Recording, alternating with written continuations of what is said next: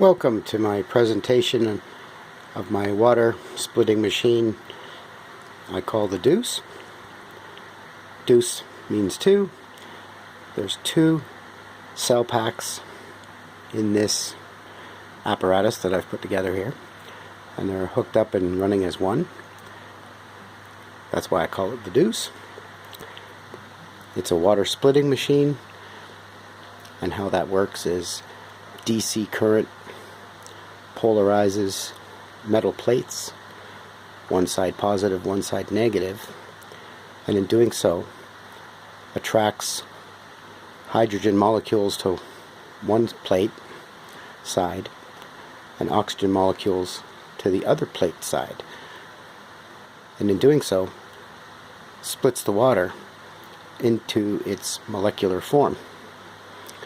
It's this molecular form that has been found to be very beneficial to all living organisms, humans, animals, plants, fish.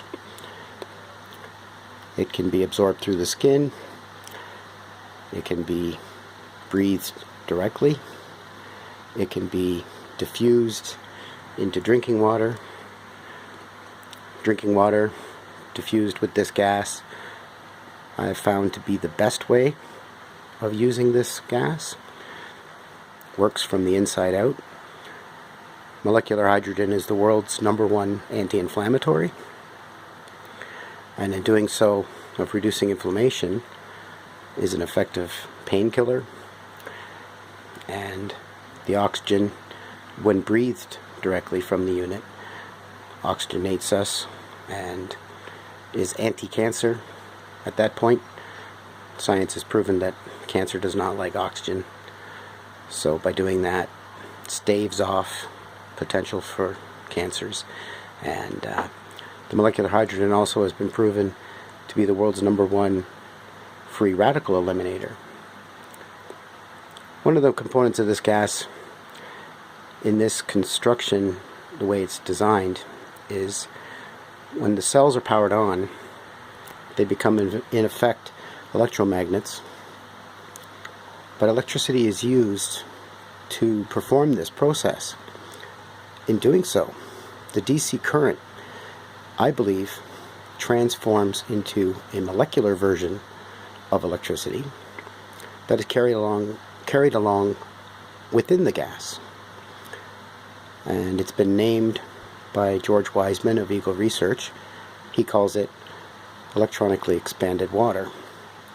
And it's a room temperature plasma form of water that has extra electrons. These extra electrons, when ingested, will locate free radicals, which are basically molecules that are missing an electron, and they can do a lot of damage to our bodies. And they're a natural byproduct of life, and as we age, we have less ability to rid our bodies of these. So that's why this gas comes in with its extra electrons, will bond to a free radical and break it down into water. So I could carry on all day, but what I'll do is basically get to what's going on here. This is my latest version of this. I believe this is the 17th unit I've built with this configuration. PVC pipe, which is actually a very good container for this because plastic is an excellent insulator against the electricity. So there's no metal fittings used, and that's deliberate, so that the energy that's created in this gas is actually carried along right to the end use.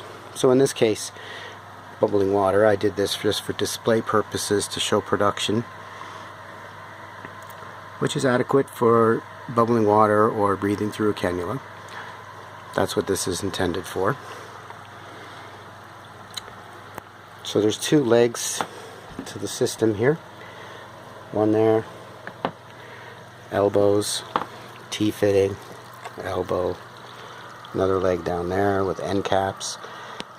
Just recently had the addition of those boots at the bottom there, cut from ABS collar, and that turned out really well. I made all the parts here, the panels, and modified this lid to take an elbow into it, so I tapped a hole in there, made that little plastic disc to reinforce the top so you can tighten it down nice and tight without potentially breaking it. So I've got it down to a very simple construction. A thermometer there. I've been running it today already, that's why it's kind of warm. It's sitting at almost 40 degrees. Room temperature is basically 21 degrees, and I call that cold. So at cold, this develops about just under a liter a minute production, which is basically the same as all the machines out there in the market, which aren't that many, but there is a couple you can locate. When it warms up, it produces a bit more gas, but this unit is capped at a maximum of 2 amps AC that it can pull from the wall. And how that's accomplished is by using capacitors as amp limiters. One moment and I'll show you a picture. So it's a pretty simple design here. The power comes in from the power switch and splits off one lead into each capacitor, and then from the capacitor into the rectifier, and then into the cell. So the capacitors are limiting the amperage. They do not allow more than 1 amp. So it's one capacitor and one rectifier per leg. Like that. So that's the basic electronics. Very robust. Basically they should last forever. They don't really wear out. Nothing gets hot. Like I said, there's only 1 amp a side being used, so these thin wires are quite adequate, and the rectifiers don't get hot, nothing. So the only thing that could probably wear out would be the timer switch, which is brand new and will last a long time. Sample of the cell construction is a sample of the plates used, 4-inch round plates with a little mouth cut out of them, and they're all lined up, and they're stacked in there on an angle. So as the gas is created, it goes to this chute and comes up, and there's Teflon spacers and nylon zip ties that hold it all together. So it's very simple, and yeah, that's it. There's a little base that I build that goes in the bottom of the pipe there that sets all of these on a 10-degree angle. So that's what helps the efficiency of the gas getting out nice and easy. So that's about it. I've simplified it as best I can, and it's very safe. One breakthrough here is that it's running 120 volt AC. That's later converted to DC. But in doing so, I discovered that I can run basically any water. I'm running well water in this unit. That's why there's no bubbler. There's no electrolyte used. Usually, in most cases, lye is used as an electrolyte and it's caustic. So in that case, a bubbler is needed to filter any potential lye that might come out of the machine. But in this case, it's beautiful new air that comes out of this machine. And you can breathe it directly. I've done so myself, and I've done previous videos that show that it's just well water. So another little thing I like to show people is the safety of this gas.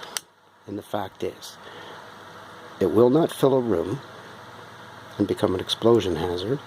You have to actually touch the flame to the gas itself.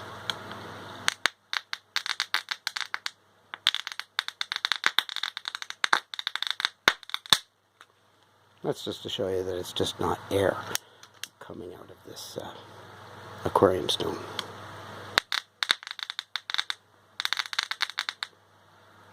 But as you see, I could have that flame there all day and nothing happens. So it's quite safe in that respect. You have to actually light it directly. Let me try and get a big bubble here.